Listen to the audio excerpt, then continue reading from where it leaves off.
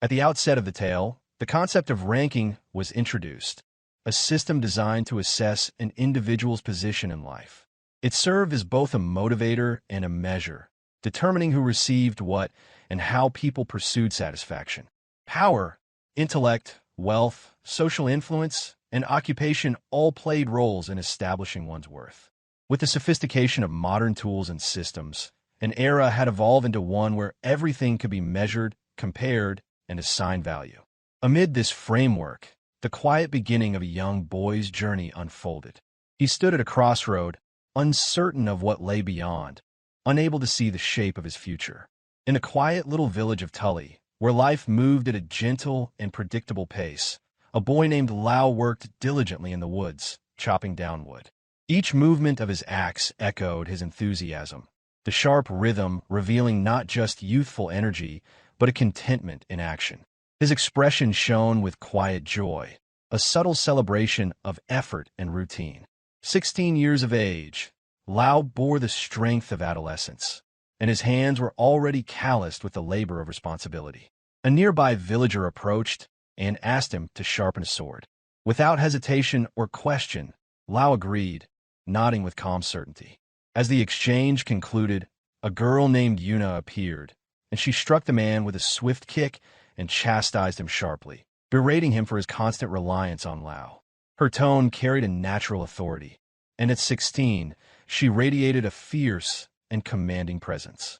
Townspeople had long remarked that Loue had always been forgetful and accommodating, even as a child, someone who never turned anyone away, regardless of the request. But Yuna was not finished as she grasped Loue by his collar and shook him, her frustration with the situation boiling over. He remained passive, unfazed by the outburst, which only deepened her irritation. Then, her voice softened when she admitted that she understood his kindness, that it came from a good place, but insisted it didn't make it any less vexing.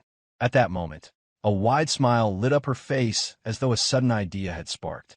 She leaned in close and whispered something meant only for him, a suggestion to leave the village for a short time. She spoke of a hidden path she had discovered, a secret trail untouched by others. Before either could take a step toward that idea, Yuna's grandmother arrived.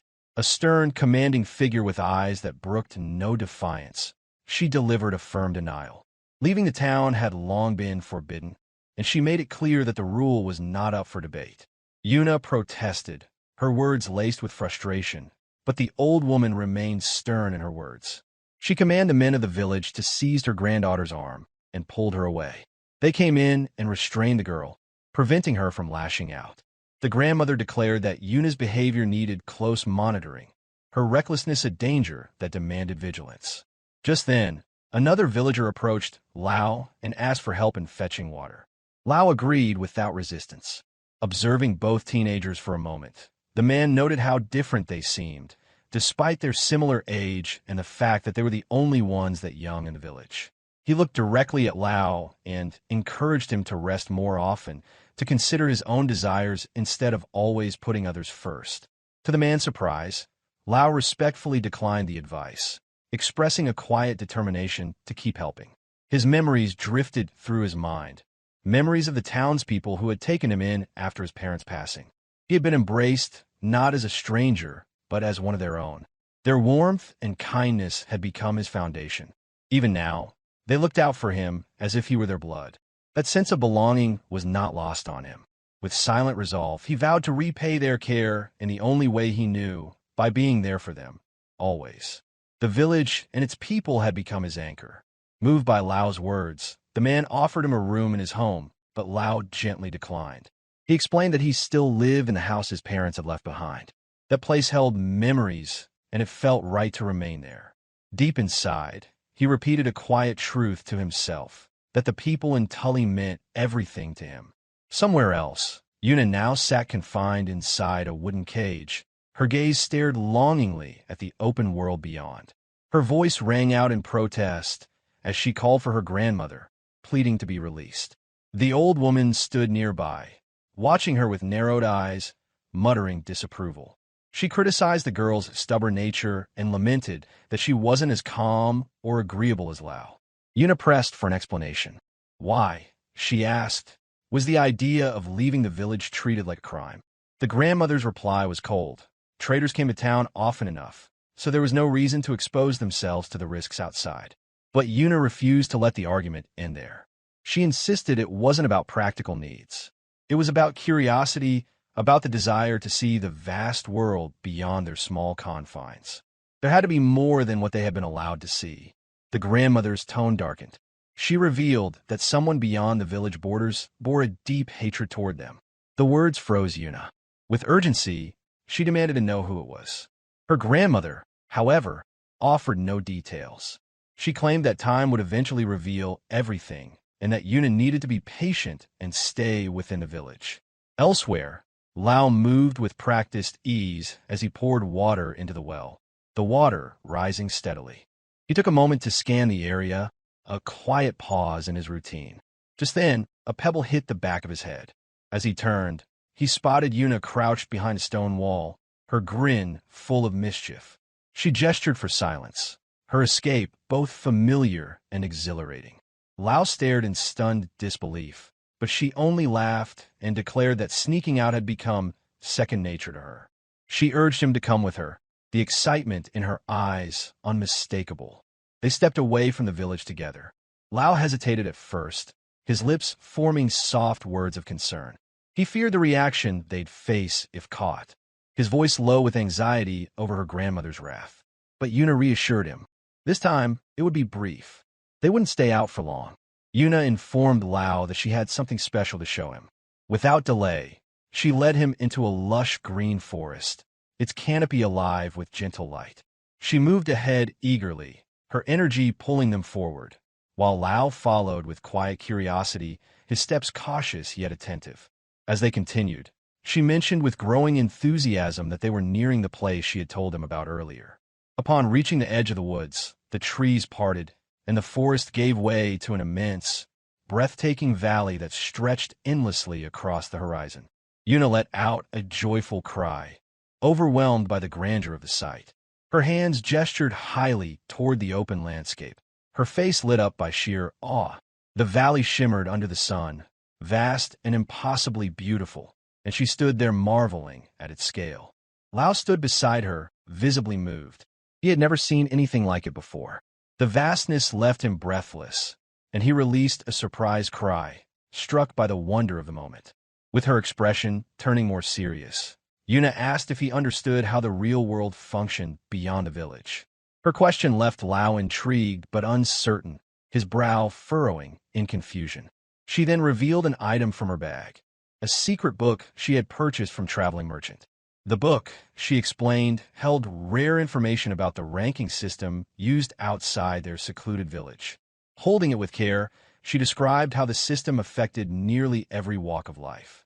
Yuna began to explain how the world operated outside Tully.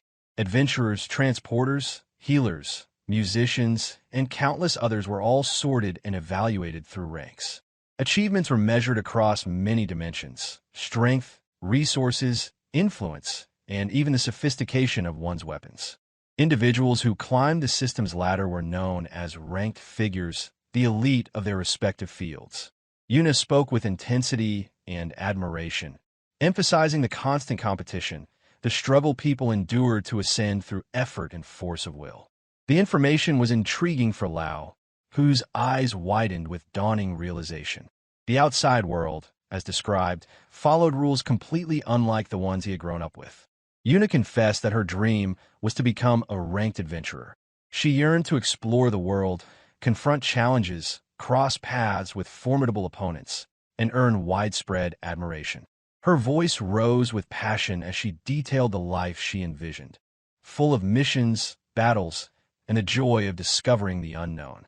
Loue was cautious, gently reminded her of a long-standing village rule that prohibited anyone from leaving. But Yuna interrupted him, brushing aside the restriction with determination. Her decision had already been made, she said. She then extended her hand, eyes shining, and asked him to accompany her on the journey. With a wide grin and a voice full of excitement, she declared her wish that they would go on their adventure together. In that instant, a forgotten memory returned to Yuna. She recalled an incident from early childhood, when she had been just 5 years old. A massive eagle had swooped down and attacked her. Yuna described how, during that harrowing moment, Loue had somehow summoned a strange and powerful force within himself. Facing down the monstrous bird, he had acted with courage far beyond his years. It was a burst of strength that had astonished her. Loue stood there, stunned by the account. He asked if what she remembered was true. Yuna confirmed it with enthusiasm, reminding him of the strange words he had shouted in that moment. She had known then that Loue possessed a hidden strength, one that surfaced when he was most serious. Smiling, she told him once again that his potential was greater than he realized. In the world beyond Tully, he would shine, she said. He had the capacity to stand out, not just survive, but flourish. She asked again if he would travel the world with her, explore unknown lands, and face whatever came their way. Her offer was extended with hope. Loue hesitated. After a moment of silence, he responded in a quiet voice, confessing his deep love for the town, the people, the memories, the life he had always known. He couldn't imagine leaving it all behind. His words hit Yuna hard. In an instant, her expression shifted. She struck him out of frustration, the force of her emotions erupting into action. Her voice rose in anger, calling him stubborn and accusing him of being blind to what mattered. Then she turned away, shouting that she would leave without him. She claimed she no longer cared and would continue her path alone, with no one to hold her back. Still seated, Loue called after her, telling her to take care on her way home. The moment lingered. He hadn't considered the possibility that she might leave the town forever. As the valley spread out before him, her words about the outside world and its relentless rankings echoed in his mind. He stared at the horizon, the sun dipping low and bathing the earth in a golden glow. Time passed, and twilight turned to dusk. Loue remained still, wrestling with new thoughts that tugged at his sense of duty and belonging. Eventually, he rose and began walking back toward the village.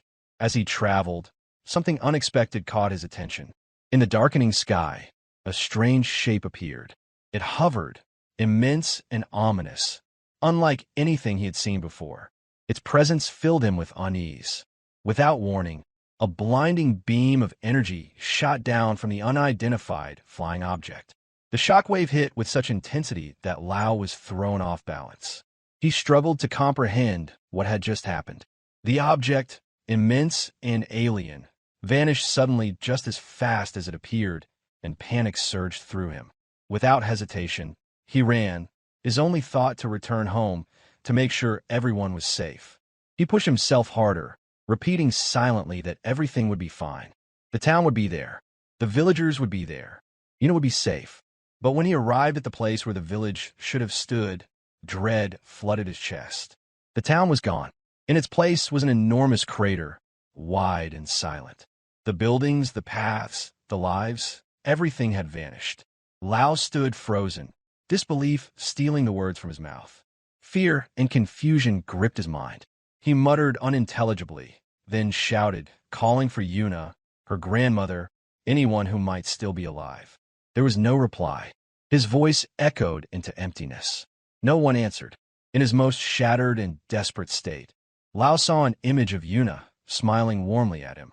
Her voice, soft and reassuring, echoed in his memory, telling him that everything would be all right and that he would never be alone. That simple promise clung to him like a final thread. In the silence that followed, pain surged through him. He remembered the villagers, how they had embraced him and told him that he belonged, that he was no longer a boy with no one. On that day, they had become his family. Overcome with grief, Loue let out a raw, agonizing scream as he collapsed to his knees amidst the smoking ruins of his home. The remnants of the village lay all around him, buried under scorched earth and silence. He trembled as the weight of what had been lost settled into his bones.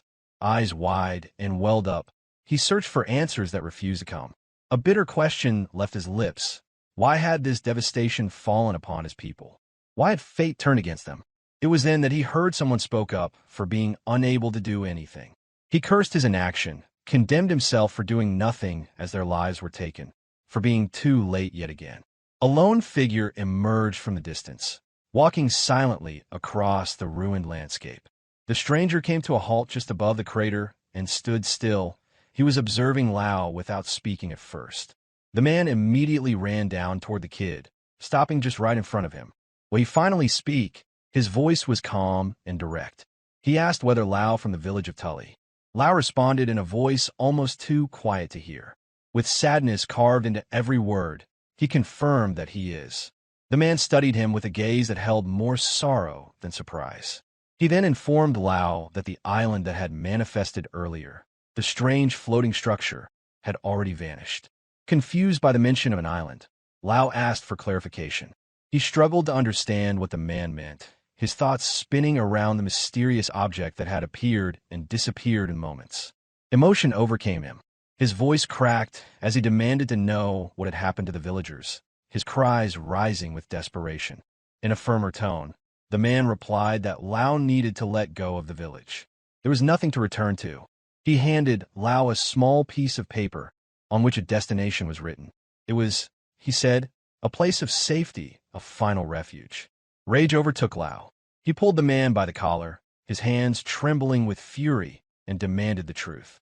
The man shouted back, telling him that the village no longer existed and that someone like Loue had no place getting involved in matters far beyond his understanding. Then the man walked off. He was hoping that Loue forget everything, forget the people, the loss, the questions. To look into it any further, he thought, would only put Loue in the same danger. But Loue couldn't accept that. A fire rose in his chest. Yuna's words echoed again in his mind. Her belief that when he was serious, no one could match him. In that moment, something inside him stirred. His grief transformed into fury, and from that fury came resolve. He refused to forget. He vowed he would not turn away. He would find that island, wherever it had gone, and retrieve everyone who had been taken from him. As that conviction solidified, other memories resurfaced. He recalled the landslide that had taken his parents. He had been just a child then, left to face the world alone. The loneliness of those early days had scarred him deeply. Yet the people of Tully village had opened their homes and hearts. They had raised him, cared for him, made him feel human again. They had saved him from despair. Thoughts of Yuna followed, the only friend he had. She had always been near, offering him flowers, watching him with eyes full of trust and laughter. The village itself was a haven of kindness. He remembered how readily they helped anyone in need, no matter the burden. In that moment, a sharp clarity washed over him. He could never abandon them. He would never let them fade into memory. The energy, unlike anything he had ever felt before, stirred within him. It surged through his limbs and heart like a living current. His resolve summoned it. The energy, prana, burned like a pulse of light within him. He gritted his teeth and declared to himself that no matter what dangers awaited, he would go to that island and bring them back. His purpose was now carved into his soul. The stranger who had stood silently was stunned. He watched as Lau's body radiated with energy, an aura so fierce that it began to distort the very air. Prana, the raw force of thought and spirit, had awakened in Loue at an intensity few had ever seen. The man, shaken and amazed, recalled what little he had learned about this power. Prana was the essence that flowed through all living things, a form of mental strength few could control. Most never even realized they had it. Yet Loue had summoned it. Not only that, but he had made it visible. Normally colorless and passive, prana rarely manifested in a form the eye could see. But those born with exceptional gifts could bring it forth with clarity and force. Different peoples, the man remembered, channeled different variations of this power. He began to wonder whether the village of Tully had harbored a unique kind of prana, one that had drawn destruction upon itself. As he watched the space around Loue ripple and bend, realization dawned. Loue was not just a survivor. He was someone from Babel, a name that carried ancient weight. The man had originally intended to shield him. Now he understood that Loue didn't need his protection. Still, guilt gnawed at the man. Loue had no idea of the true danger that loomed over him or the reasons the stranger had tried to keep him hidden. Finally, without another word, the man drew his blade and threw it into the ground right in front of Loue. The sound echoed through the barren field. The gesture was silent, but clear, a challenge, an invitation. If Loue truly meant to chase this path, he would need strength. The man addressed him with a voice that carried the weight of conviction. If Loue genuinely intended to reach that island, he would need to take up a sword and prove that his will could match his ambition.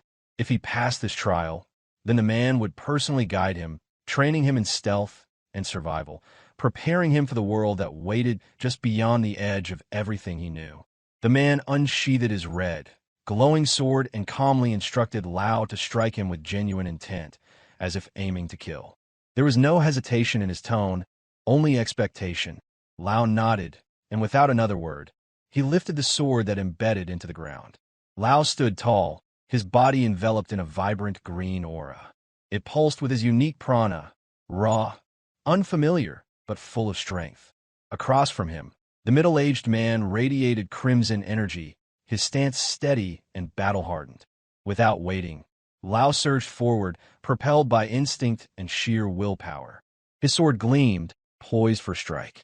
His prana burned like a torch, granting him strength beyond what his body should have allowed. At the first exchange of blows, the man immediately noticed a flaw.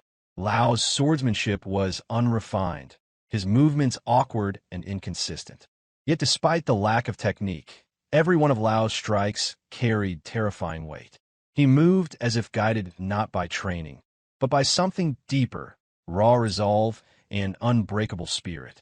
Though clumsy, his attacks came with explosive power, and each blow forced the man to react with more effort than he had expected. Their blades clashed with a resounding crack. As sparks flew, their eyes locked, sharp, unwavering, filled with mutual recognition of strength and seriousness. Another impact sent waves of prana flooding through the air, rippling outward in visible surges. It emanated from Loue, wild and uncontrolled, and the man felt a jolt of shock at its sheer magnitude. A crack appeared on his sword. Though he said nothing, but deep inside, he understood something rare stood before him.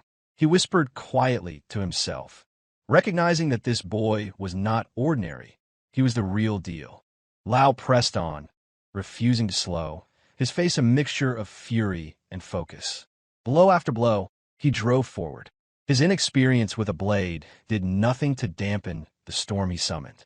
It was not sword technique that carried him, but overwhelming intent and an eruption of prana. When the fight ended, the man lowered his weapon and motioned for Loue to sit beside him. The battle had offered all the answers he needed.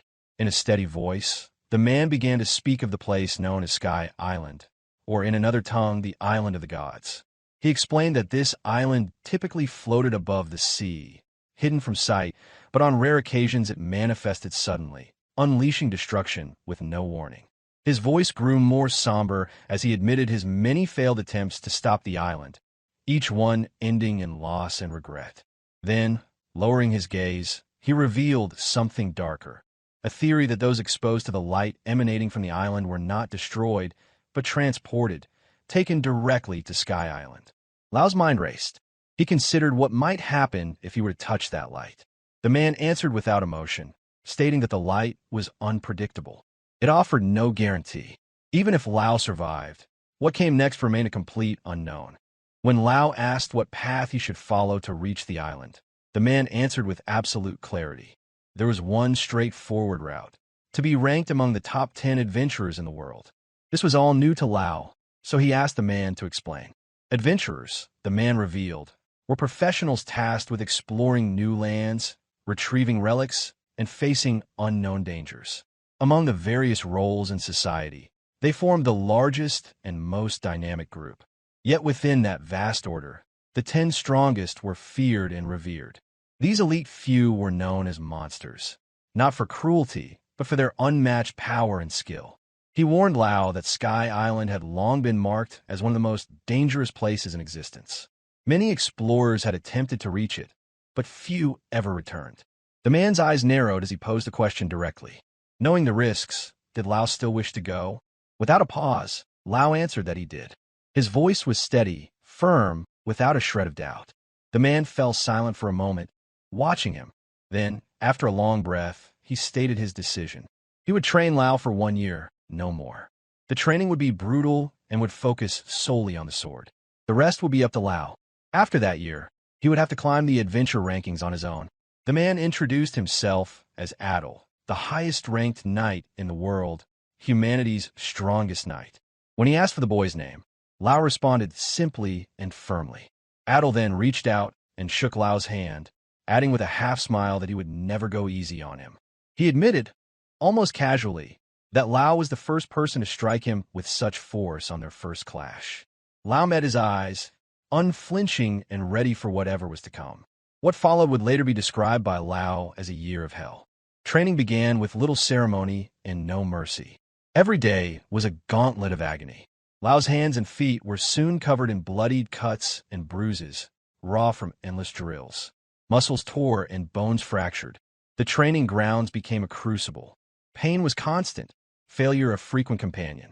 Lau's blood stained the earth day after day, but he never stopped. Adol spoke nothing more of Sky Island as the months passed. It was as if he wanted Loue to find his own truth, to decide for himself whether the answers were worth the suffering. There were no more explanations, only silence that seemed telling him to find out the rest on his own. And still Loue endured because his mind remained locked on the people he had lost. The villagers who had taken him in, the friends who had shown him kindness, Yuna with her fearless spirit and boundless determination. He believed with every part of his being that they were still alive somewhere on that island. That belief became his anchor. Each morning, he rose not for himself, but for them. Every cut was a reminder. Every failure pushed him harder. Questions burned in his mind. Why had his town disappeared? What was the true nature of Sky Island? What force had torn his world apart? The sword became his answer, and he carried it like a vow. With every swing, he reminded himself of his goal.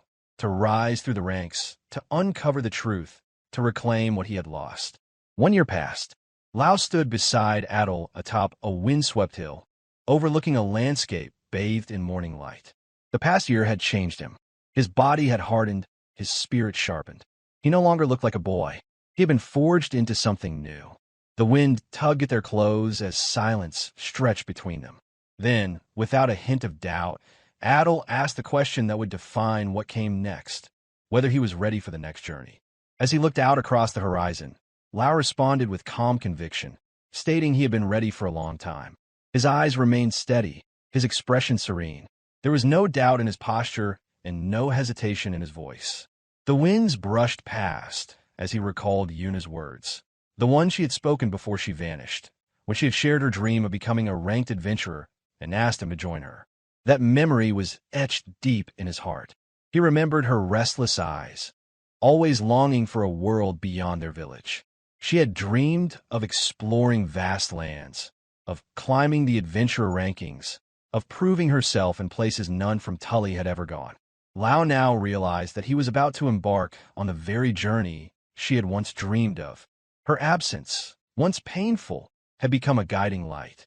Deep within, he made a quiet decision.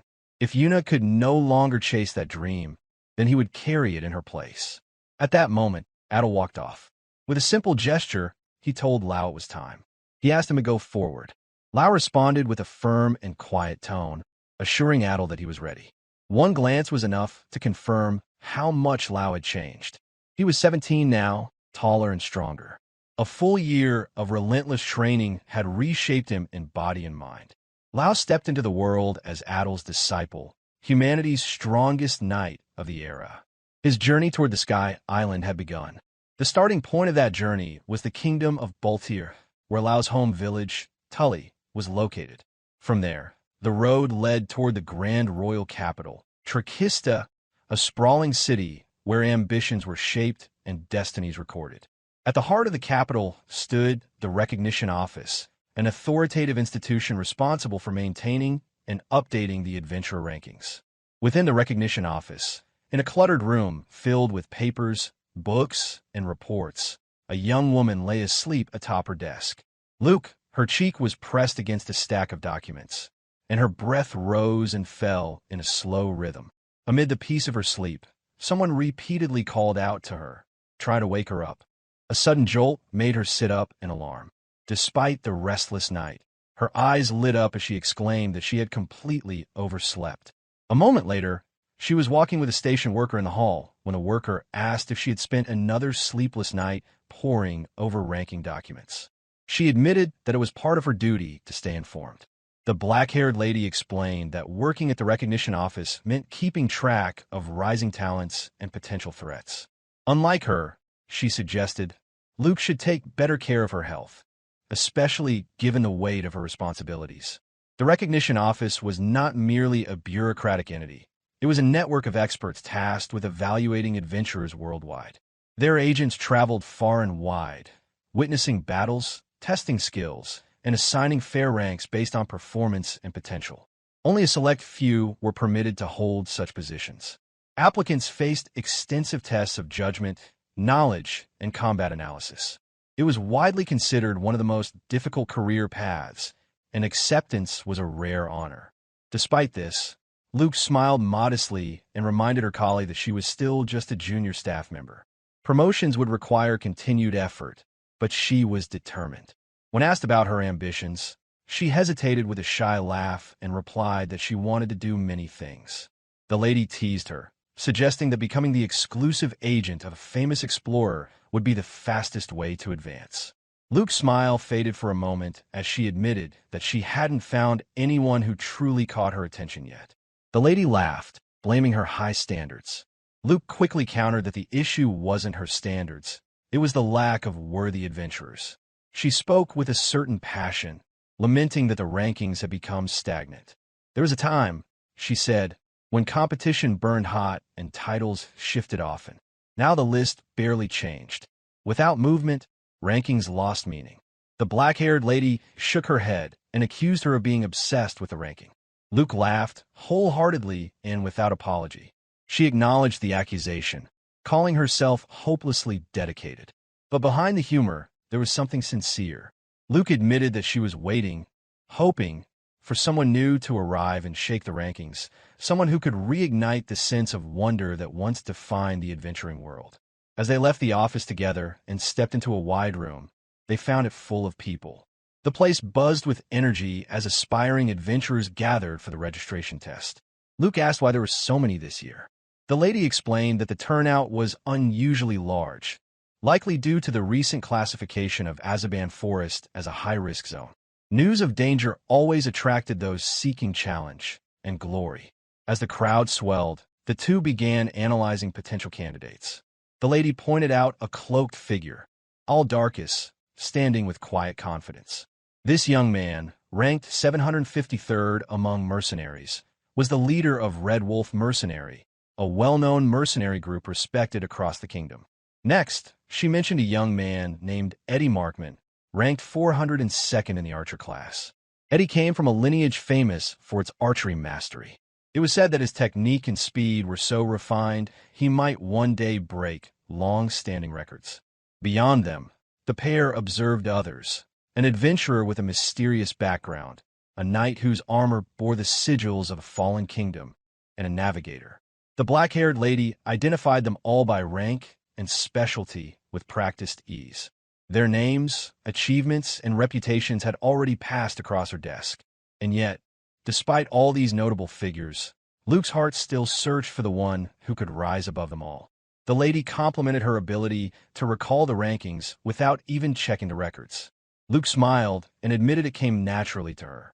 After all, her entire life revolved around processing, analyzing, and maintaining adventure data.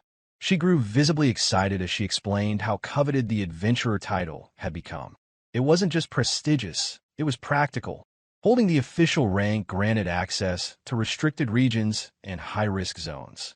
Without certification, many of the most important sites were off-limits. The title was not only a badge of honor, but a license to enter the front lines of history. While they spoke, another person arrived at the front desk and rang the bell.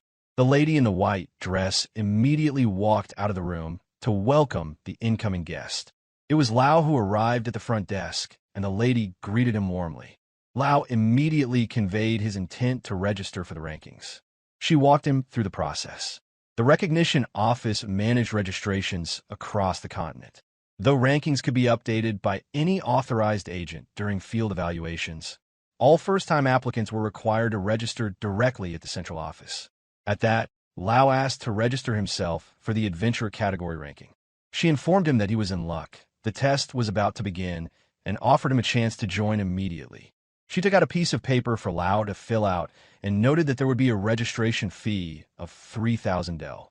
Loue agreed, quietly filling out the necessary forms, and paid the fee without complaint.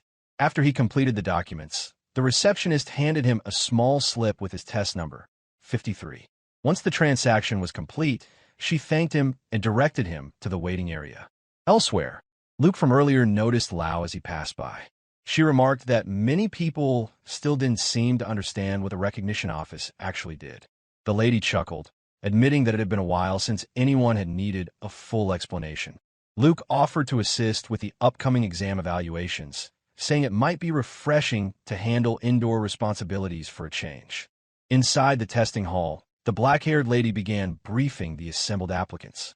The registration exam would be divided into 3 sections, which was a written test, a practical assessment, and a final phase, the details of which will be disclosed later. She encouraged the candidates not to lose heart if they struggled with one section, as strong performance in others could still lead to success. The written test began immediately. The room grew tense. Pens scratched paper, brows furrowed in concentration. One candidate muttered under his breath, overwhelmed by the depth and breadth of the material. In what felt like moments, the receptionist called for time. The test was over. She instructed all participants to remain nearby until the results were posted and told them that the second phase would commence in 2 hours in the forest just outside the town. Back in the office, she called upon Luke to help grade the written papers. The young agent responded cheerfully and joined her at the grading table. As they sifted through the stack of answer sheets, Luke's eyes paused on one. The test belonged to candidate number 53, Loue. She remembered him clearly as the quiet one with the serious expression. Curiosity turned to confusion, then to surprise. Every answer on Lau's written test was incorrect. She stared at the paper, stunned. She expressed her sympathy for those forced to face such a tough exam with no preparation. Luke frowned, thinking about how disheartening it must be to fail without understanding why. 2 hours later, the candidates regrouped at the edge of the forest for the practical examination. The black-haired lady stood in front of them and explained the objective, which was for participants would need to search for specific treasures hidden within the forest. A large board displayed the list of required items and their corresponding point values. She outlined the rules clearly. No combat was permitted. The first person to reach and touch an item would be awarded the points. Stealing or damaging another's find would result in disqualification. Contestants began murmuring amongst themselves, boasting about their specialties. Some claimed expertise in medicinal herbs. Others bragged about rare insect identification. With a sharp whistle, the lady signaled the start of the test. The forest echoed with the sound of hurried footsteps as candidates dispersed. Once the clearing emptied, the black-haired lady let out a tired breath and admitted to Luke that she was grateful for the brief moment of peace. She wondered aloud how many would pass the test. Luke guessed that perhaps half of them might make it through. The 2 staff members chatted quietly as they observed the forest from afar, with one of them musing that it was easier to judge performance when the applicants moved like this. She added that everyone seemed pretty skilled. A moment passed, and the first to return was a figure draped in dark clothing, Darkus. He presented a glimmering piece of rigil or worth 120 points. The lady raised an eyebrow and asked if he was sure he didn't want to continue the exam to earn more points. He waved off the suggestion, replying that it made no difference. His role as a freelancer was what mattered most, and he had no plans to compete seriously in the adventure system. She warned him that higher point totals could help secure a better ranking, but he simply shrugged. Soon after, another person ran toward them, Eddie Markman. He hadn't expected anyone to arrive before him, but someone had. Eddie stepped forward confidently and revealed a rare bird feather valued at 180 points. Darkus had already completed the task and stood waiting, calm and slightly smug. When Eddie Markman stood beside him, Darkus couldn't help but mock him, drawing attention to the single bird feather Eddie held. The teasing was sharp, but Eddie didn't falter. With quiet assurance, he explained that the feather came from a rare bird capable of flying 500 kilometers per hour in complete silence. Darkus snapped back, suggesting that a clown would be better suited to Eddie. Their exchange carried the weight of pride and subtle rivalry. Luke observed with amusement, noting how competitive energy often brought out the more dramatic side of adventurers. The black-haired lady whispered that the ranking system seemed to stoke ego as much as ambition, and Luke chuckled, agreeing that such tension was part of the process. Suddenly, the conversation and tension paused as the sound of steady, deliberate footsteps echoed from the forest. Everyone turned their heads as silence fell. Emerging from the tree line, Loue walked into the clearing, dragging the massive, bloodied carcass of a red bear behind him. The sight shocked everyone. Loue approached calmly and stopped in front of the exam official. With a steady voice, he admitted he didn't know how to remove the gallbladder, the required component from the red bear, so he had brought the entire creature as proof instead. He then asked if this method of submission was acceptable. The black-haired lady hesitated, clearly surprised by the delivery, but nodded, saying that while unusual, it met the requirements. Murmurs rippled through the crowd. The red bear was a powerful and dangerous creature, yet Loue had not only survived an encounter with one, he had defeated it and transported the body without any support. Luke came up to him. She was particularly surprised that he had correctly identified such a rare creature despite failing the written portion of the exam so miserably. When she questioned him, Loue simply explained that bears like that lived near his village. His tone was simple, matter-of-fact, and carried no arrogance. Nearby, one of the candidates whispered to a friend that he had actually witnessed Lau's fight with the bear, prompting Luke to pay attention. At first, the man sounded confident, but as he recalled the scene, his voice began to falter. It had happened so quickly. One moment, Loue had been walking. Then, the red bear burst from the underbrush. Without hesitation, Loue had drawn his sword and felled the beast with a single, devastating strike. The onlookers struggled to process what they had seen. To take down a red bear alone was astonishing. To do it effortlessly, and with such calm precision, bordered on unreal. Luke continued to study Loue silently. Her expression caught somewhere between awe and suspicion. An hour passed. All candidates were then summoned to an underground training arena beneath the main facility for the final portion of the exam. The room resembled a training hall, lined with old stone, heavy gates, and reinforced walls. The black-haired lady stepped forward and briefed the group. She reminded them that in the world of adventuring, monsters weren't always the greatest danger. People were. Explorers often found themselves in uncharted territory, lawless zones plagued by bandits, pirates, and rogue adventurers. The purpose of this test was to evaluate how they handled such unpredictable threats. She clarified that the final exam would consist of sparring duels. These would not be tests of victory or defeat, but rather of adaptability, strategy, and judgment. Performance would be assessed holistically. Among the candidates, a large, muscular man marched over to Darkus and challenged him outright. He mocked Darkus for submitting a rock in the earlier round, scoffing at his mercenary rank and questioning his competence. Fueled by pride, he launched a forceful attack without warning. But Darkus was unfazed. With minimal movement and surgical precision, he countered and knocked the challenger unconscious in a single motion. The room fell silent. Darkus turned to the lady and offered a polite apology, stating that he had lost his temper. She assured him it was fine. The man he had defeated was already slated for elimination. Whispers filled the hall. Those watching quickly realized that taking on someone with Darkus's credentials wasn't just bold, it was foolish. Mildly concerned, the black-haired lady wondered inwardly regarding of who should be paired against Darkus in the official matches. Luke stepped forward with a confident suggestion. She wanted to choose the match personally. The black-haired lady raised an eyebrow, clearly unsure of the reasoning, but granted her permission anyway, though not without a hint of hesitation. The sparring matches began. Candidates were called forward in pairs and sent into the central arena. The fighting was intense. Each contestant brought their own style and strength, showcasing a wide range of skill levels. Some relied on brute force, others on agility, and a few on clever trickery. By the eighth match, murmurs began again as the official announced the participants. It would be Darkus, candidate number 27, and Eddie, number 41, versus Loue, number 53, fighting alone. The announcement stirred confusion. Some questioned whether it was fair. Others assumed it was a mistake.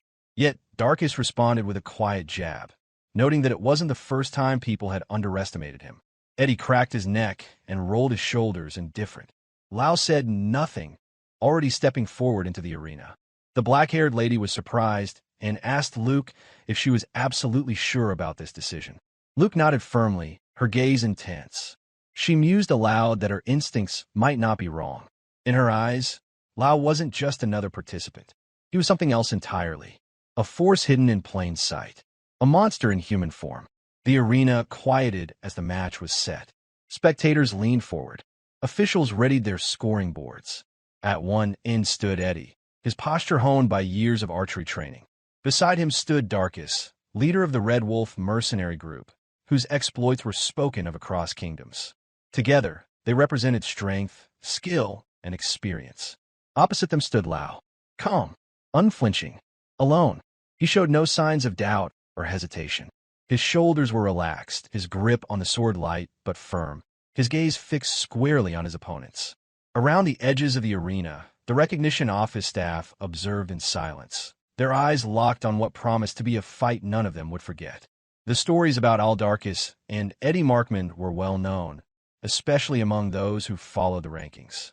Just last year, Darkus had led his mercenary unit against the Khmer Mafia, an infamous criminal syndicate ranked 62nd among the most dangerous organizations in the world.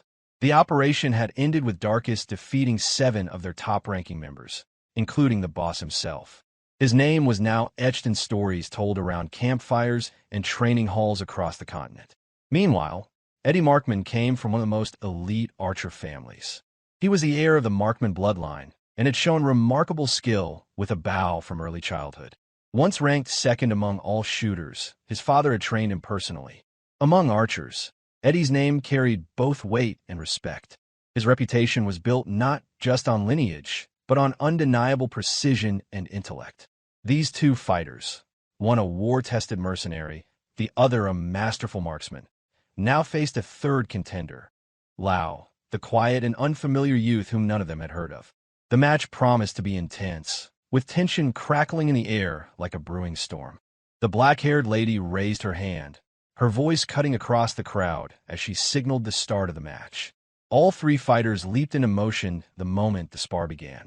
Eddie was the first to launch an attack, firing a swift arrow toward his opponent. Loue reacted with calm efficiency, dodging the arrow, and let it pass harmlessly. Without losing momentum, Loue rushed toward Darkus with razor-sharp focus. The two clashed violently. Sword met sword in a flurry of furious exchanges. Each strike was laced with intent, the clang of steel ringing loud in the underground arena. Their blades blurred as they exchanged blows. Neither yielded. The onlookers could hardly keep up, their eyes struggling to follow the pace. One spectator muttered that the only thing he could register anymore was the sound of metal colliding. Loue surged forward with a mighty strike, forcing Darkus to stumble backward, visibly surprised by the sheer force of the blow. Seizing the opening, Loue attempted a finishing strike. His eyes gleamed with lethal intent as he soared poised to land the strike. Loue couldn't finish the swing because at that same moment, Eddie found an opening and began firing a rapid volley of arrows from a distance. Lou's sword moved with uncanny speed, parrying every arrow with fluid precision. The audience gasped in disbelief. He was defending against 2 elite fighters simultaneously and not only surviving, but controlling the pace. There was a brief pause as the 3 combatants reset their footing. Loue stood motionless, his expression composed. He stared at both opponents with quiet resolve. During that moment of respite, Darkus remarked to Eddie that Loue was clearly a skilled swordsman, perhaps even more than he had expected. Eddie nodded in agreement, saying he had never encountered anyone quite like him. Breaking his silence, Loue spoke for the first time during the match, asking whether either of them held any other notable ranks. Eddie answered with confidence, stating he was ranked 402nd among archers. Darkus followed, mentioning his own placement at 753rd among freelancers. Loue nodded and, with clarity in his voice, stated that he understood. Then something changed. A wave of powerful energy began to emanate from Lou's form, thick and visible in the air. He spoke with certainty, claiming that if he could defeat both of them, he would climb to the 3 digits ranks without hesitation. The surge of energy that followed sent chills through the room. Observers stepped back instinctively. The air shimmered around him, saturated with dense prana. Eddie's face tightened in disbelief, while Darkus found himself caught between awe and dread. Neither could understand how such immense power had remained hidden until now. Luke stared in awe as Lau's prana burst into the visible spectrum. She had studied ranked fighters for years, but never witnessed anything quite like this. Her instincts had been correct. This was no ordinary youth. Now visibly alarmed, Eddie pulled his arrow once more. He reminded Loue that ranking wasn't just about one's profession. Then, with cold determination, he revealed his additional rankings.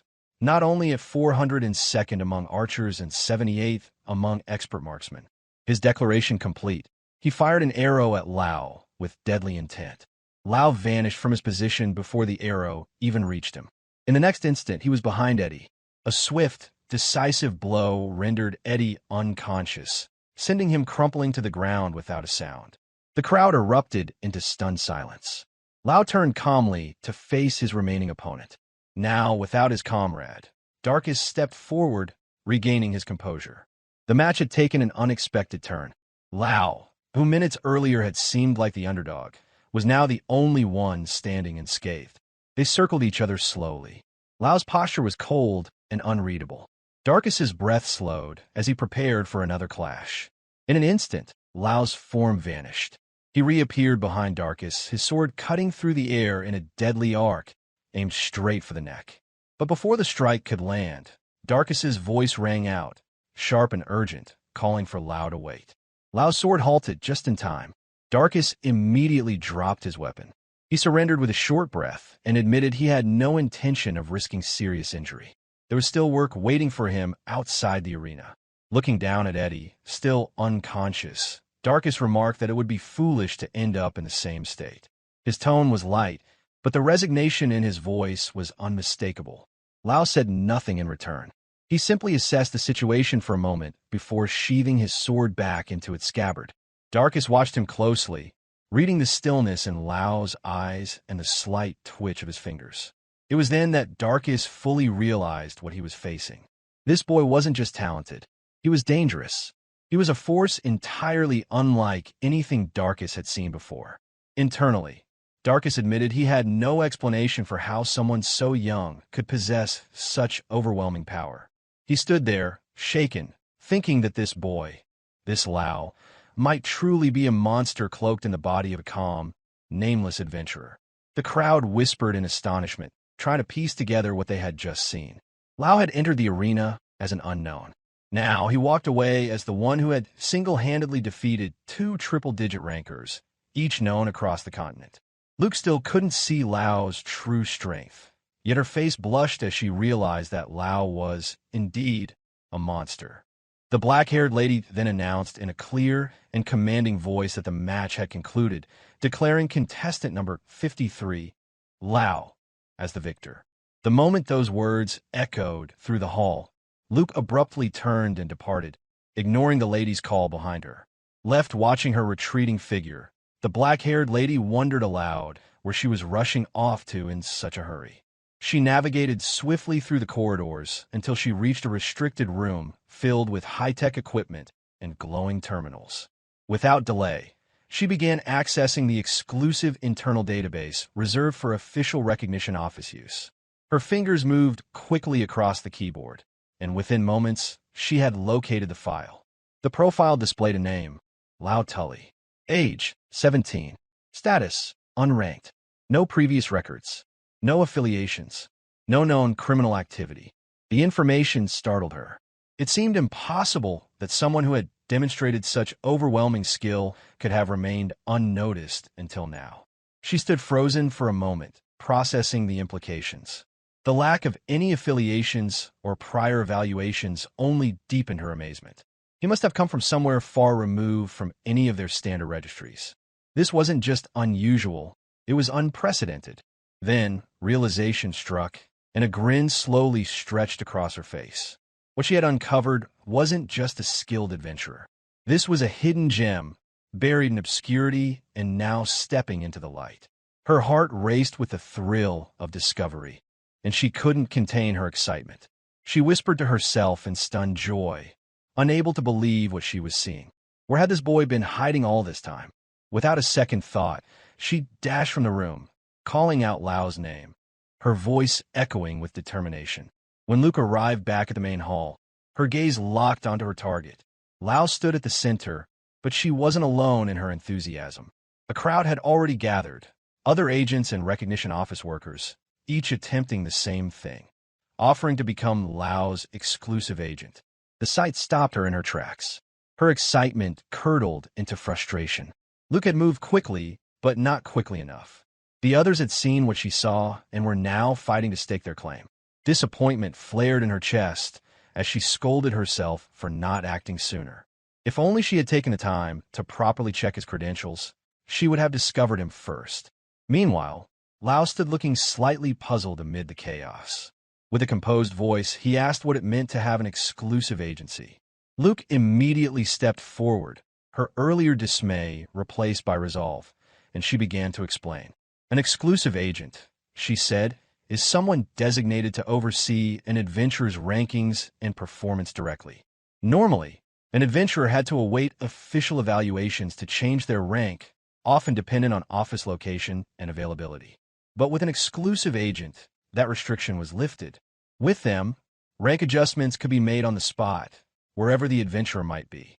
It was, she noted, especially useful for travelers who undertook constant expeditions in remote or dangerous areas. With that, she retrieved a small device from her pocket. It was sleek and shiny with glowing red trim, an official rank tell. This tool, she explained, was reserved only for designated agents, allowing instant synchronization with the central ranking database. She showed it to Loue as she concluded her pitch, stating that choosing an exclusive agent would make his path toward advancement much smoother. Loue took a moment to consider her words. Then, with calm clarity, he responded. He would accept an exclusive agent, but only on one condition. Whoever he chose had to promise that they would help him reach the top 10 of the Explorer rankings. The crowd went still at his condition. Murmurs rippled through those gathered. Lau's condition was shocking of how difficult it would be to fulfill. The top 10 Explorer ranks were occupied by legends, individuals whose names echoed across continents. To reach that height was a task many considered impossible. Still, Lau's gaze was unwavering. He wasn't looking for flattery or empty promises, only a companion who truly believed in the path ahead and in their ability to walk it beside him. Luke watched as he turned and walked away, leaving the crowd behind. Panic struck her, and she shoved through the gathering, chasing after him, her footsteps echoing down the stone hallways. She called out again and again, urging him to stop. She eventually caught up with him as he neared the exit. Breathless but determined, her eyes locked onto his, and she asked why he was so committed to reaching the top 10. Her tone was serious, her question direct. Loue didn't hesitate, answering coolly that it was personal and didn't concern anyone else. At that, raising her voice, she declared that it did concern her now, that she would make it her mission to help him get there, no matter the obstacles. She looked up at him, eyes shining with conviction. In that moment, she vowed to serve as his exclusive agent and to help him climb all the way to the top. Lau's expression softened, and for a moment, he hesitated. Then he turned and walked off, responding with surprising gentleness. He said he didn't want to put someone so young in harm's way. The words took a moment to register. When they did, her face flushed red. With indignation flaring in her chest, she snapped back at him, demanding to know if he had just called her a child.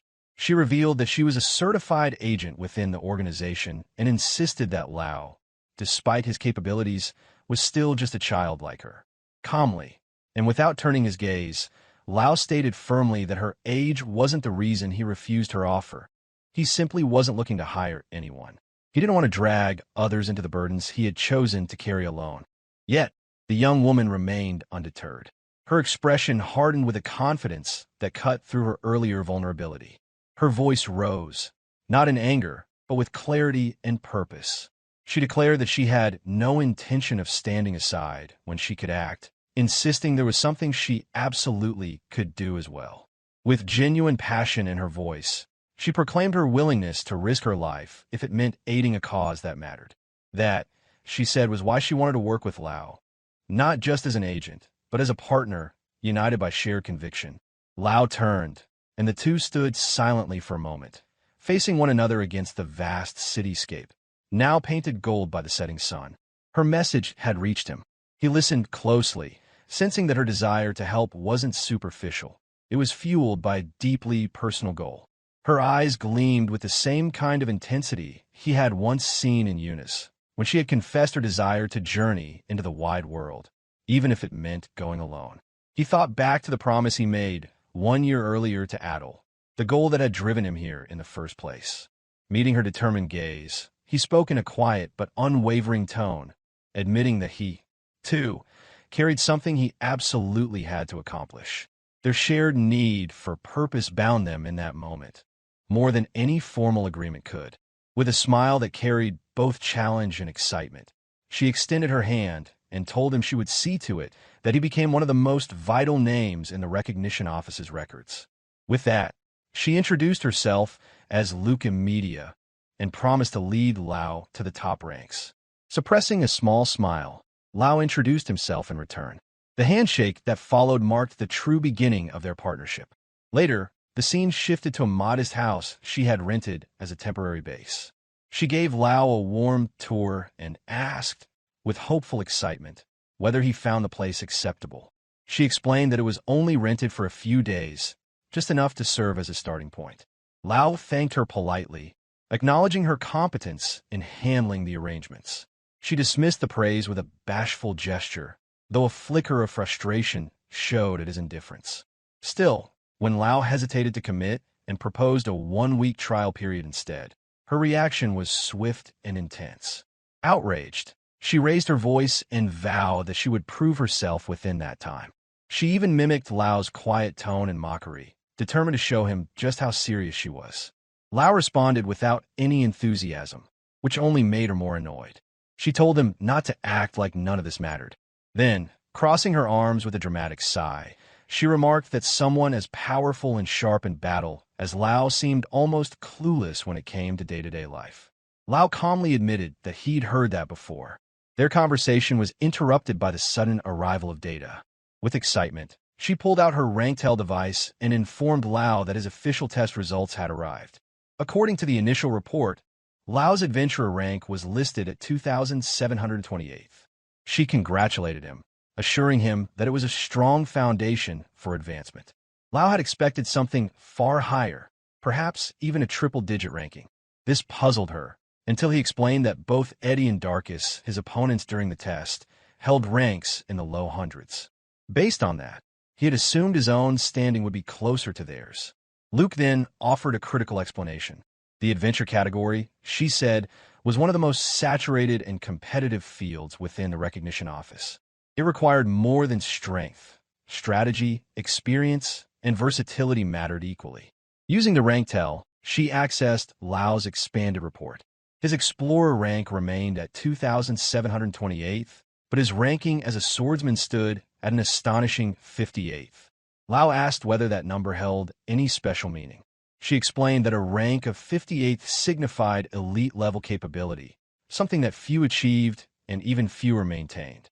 When Loue asked if Eddie and Darkus held other rankings, Emidia confirmed that they did and began reading them aloud. All Darkus's rankings included 753rd as a mercenary, 521st as a swordsman, 209th as a special cleaner, 2,831st as an investigator, and 86th as a trusted boss. Eddie Markman's classifications were similarly extensive. 402nd among archers, 78th among marksmen, 211th as a scout, and an unexpectedly high rank of 19th in mushroom cultivation. She explained that holding multiple rankings was both common and demanding. While it could broaden opportunities and prove versatility, it also came with added responsibilities. Curious, she asked Loue if he intended to register for additional rankings. He declined instantly. With little hesitation, he told her that he wasn't interested in piling more work onto his path.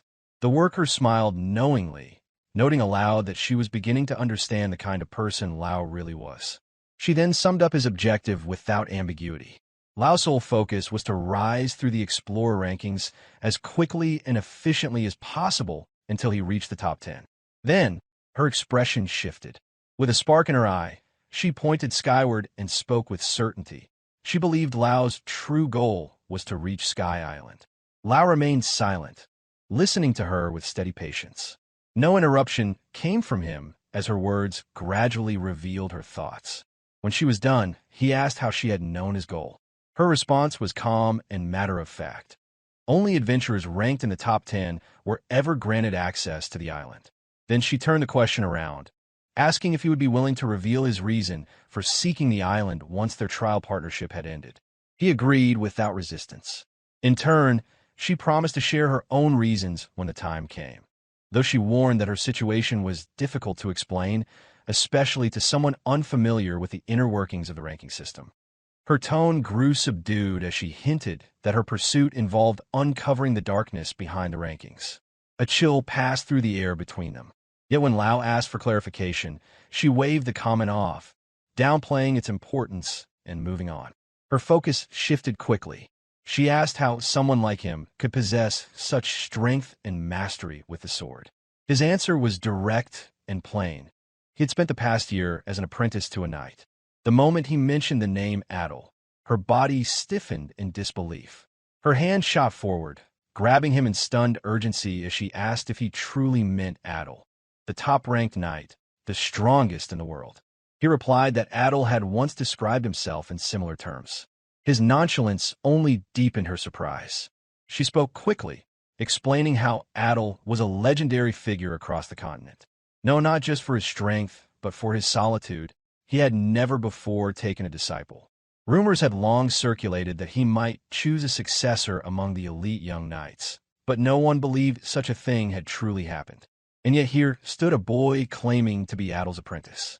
Her disbelief morphed into stunned awe as she muttered that the Knight Corps would collapse from shock if they discovered the truth.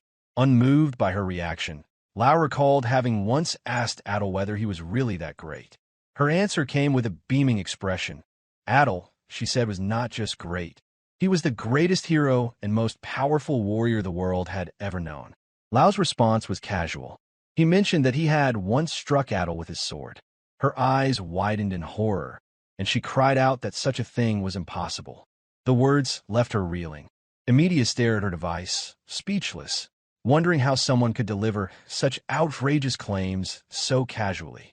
She found no record, no affiliations, no past ranking, nothing to suggest that Loue was anything but a complete mystery.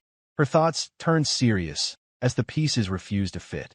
Lau's mind drifted to a conversation from a year earlier. In that memory, he had asked Adol about the meaning of family names and titles.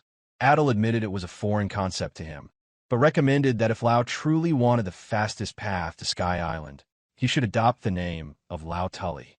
The name, Adol had said, might open doors, but it could also invite danger. Loue accepted the suggestion after brief consideration, trusting the advice. The present moment returned. Emilia's eyes narrowed as she asked whether the name Tully was just something made up. Loue responded firmly, stating that it was no fabrication. The name was real. It belonged to his family, and it mattered deeply to him. She smiled warmly, her tone soft as she thanked him for his honesty. They agreed to end the day's work, and she casually began removing her hat, remarking that she would feel more comfortable without it. When Loue saw her unveiled appearance, a puzzled look spread across his face. In a quiet, almost confused voice, he asked whether she was actually a girl. His tone made it clear that he had not realized it. Her reaction was explosive. She shouted in embarrassment and anger, asking how it had taken him so long to notice. His response was a single, sincere word of apology. Furious, she stared at him, hands clenched in frustration.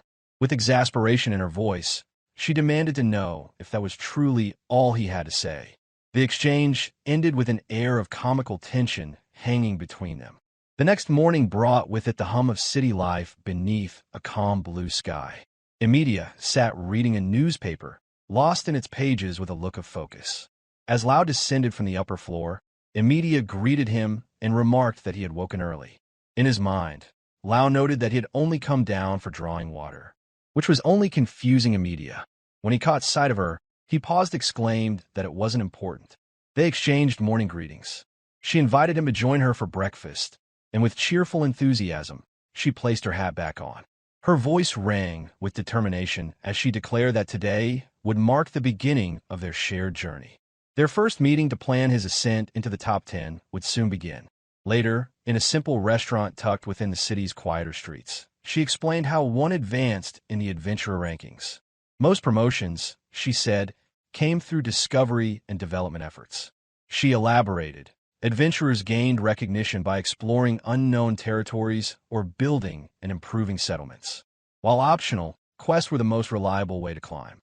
These missions varied widely, from guarding caravans and investigating ruins to clearing monsters or recovering lost relics. She explained that successful completion not only earned money, but also strengthened a candidate's position in the rankings. She added that the recognition office tracked every registered mission, and agents like herself could instantly update the records when assigned exclusively. This would save precious time and ensure that Lau's rank increased in real time. Loue listened intently as he ate, absorbing every word while she explained how travelers were in constant demand, tasked with everything from resource acquisition to special investigations. With a cheerful smile, she mentioned that access to these missions would be seamless with her assistance. Loue remarked that the tool seemed quite practical. In response, she playfully offered him unlimited use of it, provided he named her his exclusive agent. Loue replied that he would consider it, continuing his meal in thoughtful silence. Curious, Loue asked whether there were any missions that could significantly boost his ranking in a short time. She explained that selecting more difficult tasks would yield higher rewards in terms of rank advancement.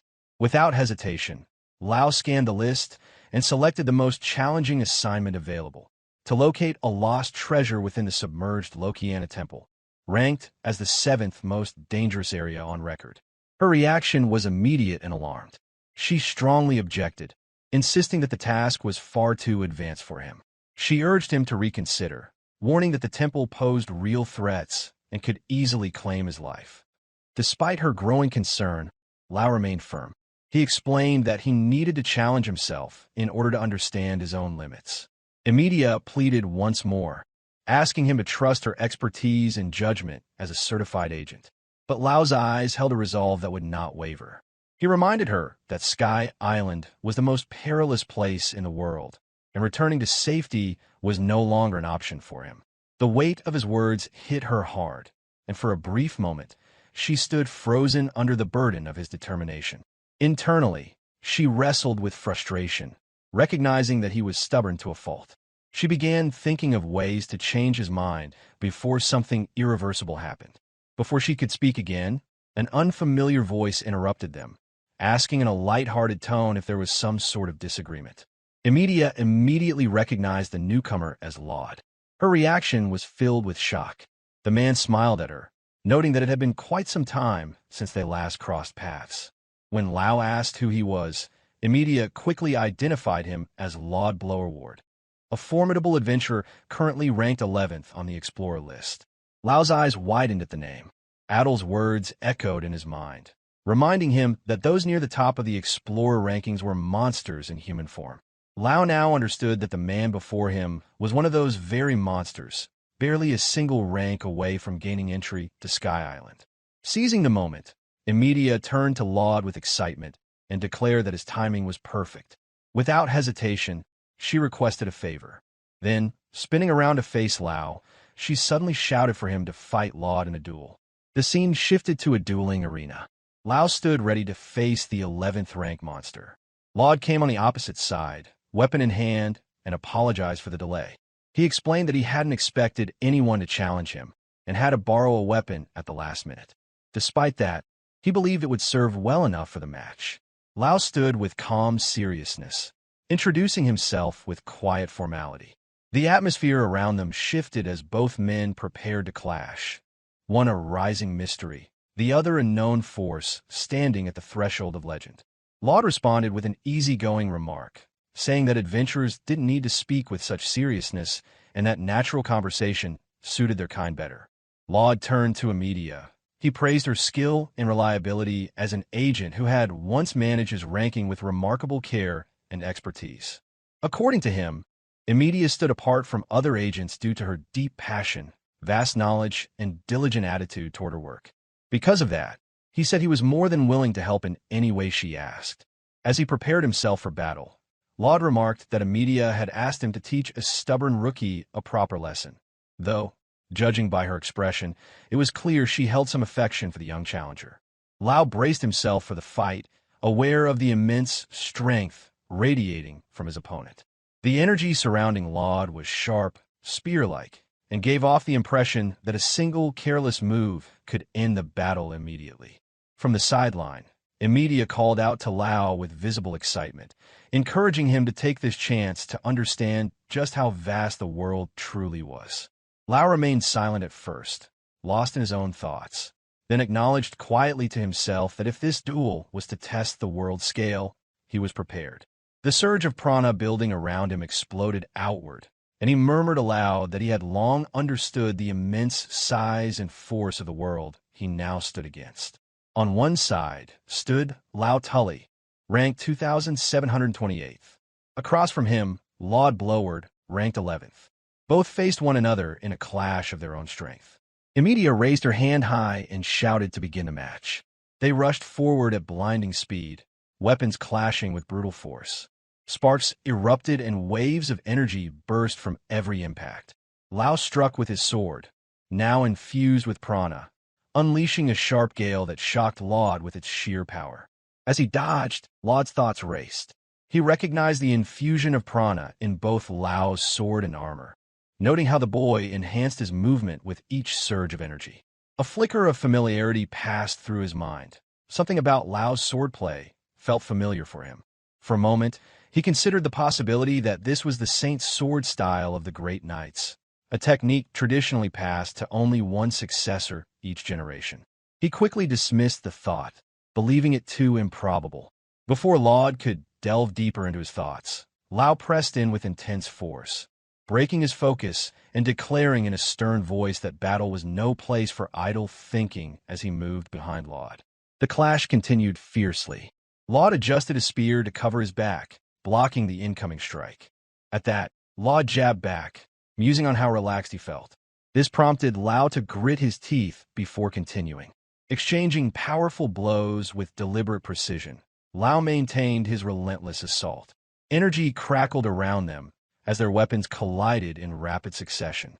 Each strike echoed with a violent burst of force, lighting up the battlefield with sparks and shockwaves. Inwardly, Loue couldn't help but marvel at the sheer amount of prana Loue possessed, surpassing even his own. On top of that, he recognized the familiar shimmer of Loue's prana. Loue eventually pulled back slightly, eyes fixed on Loue's overwhelming energy. He realized that the boy possessed more prana than he did and noted a peculiar shimmer surrounding him.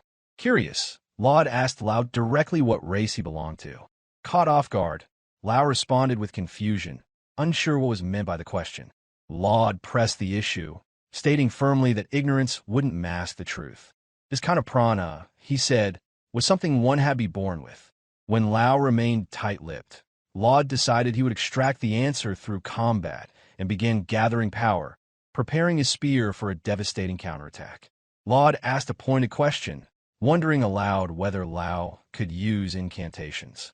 The unfamiliar word caught Loue off guard, leaving him momentarily confused as he quietly repeated it in his mind. Incantation. Without waiting, Loue began chanting with intensity, his voice echoing across the battlefield. The verse he recited, one about a wild stallion crossing mountains in pursuit of wind, carried an almost ancient rhythm.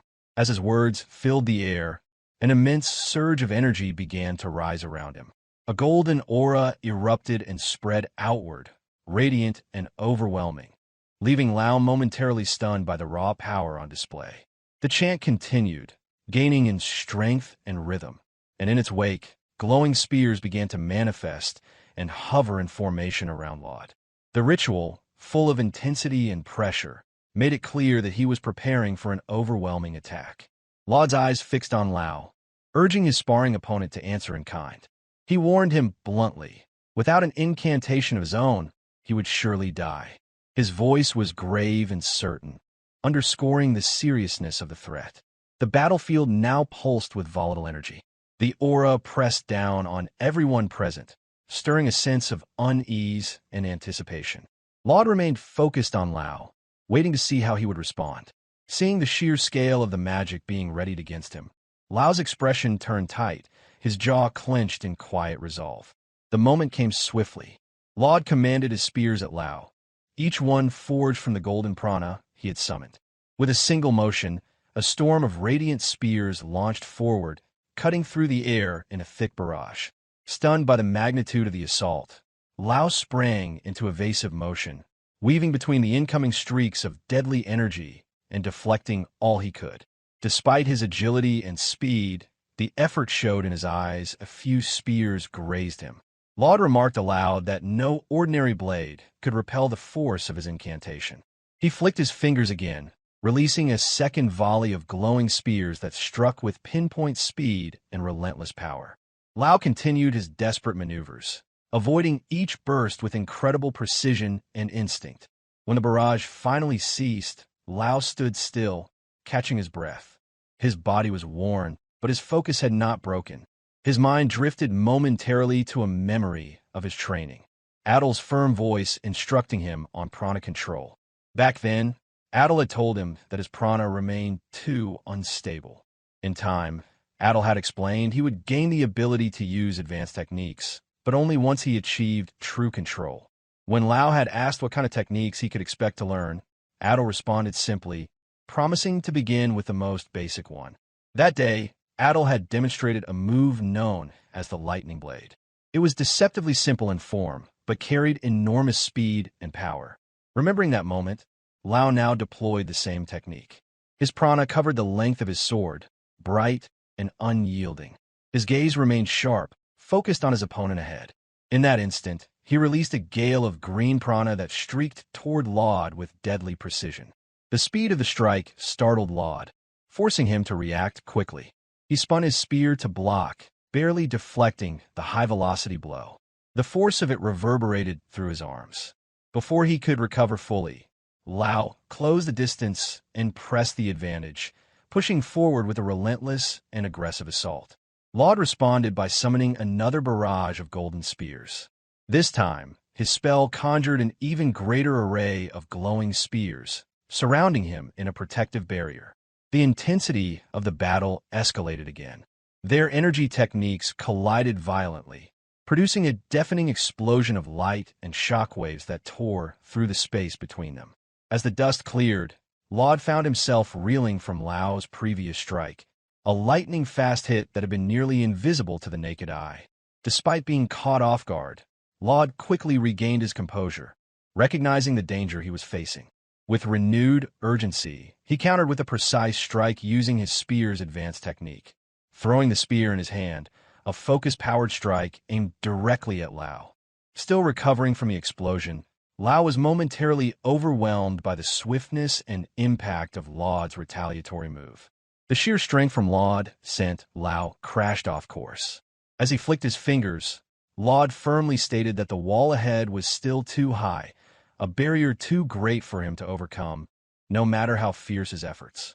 He initiated his next technique with unwavering focus, summoning a ring of golden energy spears that quickly enclosed the battlefield, trapping Loue from every direction. Lau's form laid motionless amidst the blinding radiance, his expression locked between anticipation and controlled intensity. With a sharp gaze fixed on Loue, he delivered a warning. He told Loue not to underestimate the weight carried by adventurer rankings. Without hesitation, the golden spears were unleashed in a relentless burst. Unable to escape or counter the incoming onslaught, Loue wore a faint expression of frustration as though dissatisfied by the corner into which he had been forced. The impact of the attack rocked the entire arena, obliterating the platform beneath and hurling debris and clouds of dust across the stands. At the heart of the devastation, Loue lay unconscious within a crater, his body still and unmoving, overtaken by the sheer force of Lau's spell. With it, the result of the spar came without ambiguity. Loue Blowerward ranked 11th among adventurers, had emerged victorious. Once the battle concluded, Emilia approached with a smile, and Loue casually asked if she was satisfied with the result.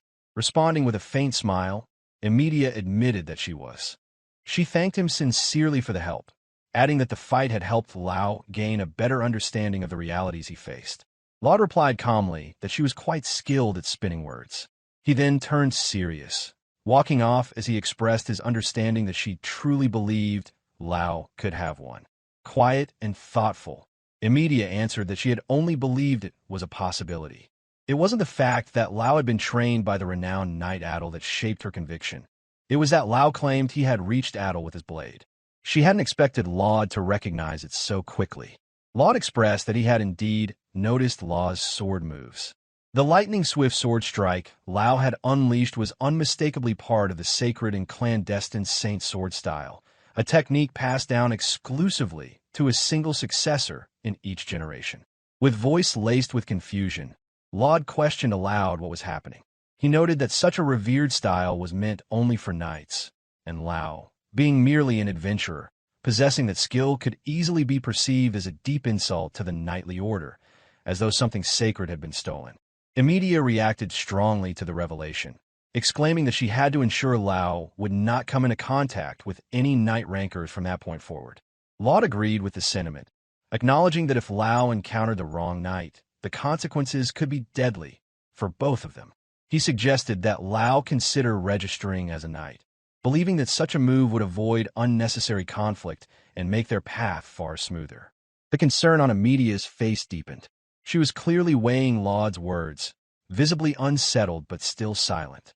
Her memory drifted to a moment when Loue, with calm conviction, had stated that he was determined to accomplish something no matter the cost, even if it seemed beyond reason. This was the true reason she believed in his strength. Yes, he was a student of Adol, and that alone was monumental. But more than that, Loue had told her directly that he had landed a blow on Adol himself. Upon hearing this, Loue dismissed the idea outright.